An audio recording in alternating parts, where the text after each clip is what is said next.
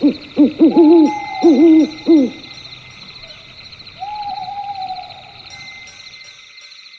Ryoko went to university, she moved into a dorm on campus.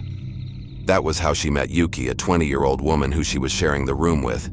Yukie was a very strange person, kind of like a shadow. She didn't speak very much, never smiled, and always kept to herself.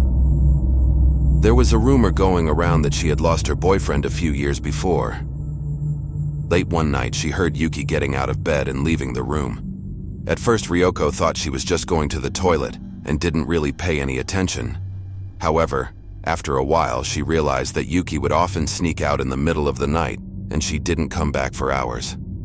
Gradually, Ryoko became very suspicious. One night, Ryoko decided to try and find out what was going on with her strange roommate. She pretended to be asleep and waited for Yukie to go out. As usual, Yukie got out of bed and quietly left the room. Ryoko waited a minute and then followed her, keeping in the shadows so as not to be noticed. After walking for about 30 minutes, Yukie stopped at the cemetery and went inside. Ryoko was shaking with fear and had to stop herself from running away. She peeked over the wall and watched as Yukie knelt down in front of a gravestone and embraced it. There was a look of ecstasy on her face and she was laughing hysterically. Ryoko had seen enough. Overcome by fear, she turned around and ran back to the dorm. When she reached her room, she jumped into bed and pretended to be asleep, waiting for Yukie to come back. However, her roommate never arrived, and soon, she fell fast asleep. When she woke up the next morning, she heard some terrible and shocking news.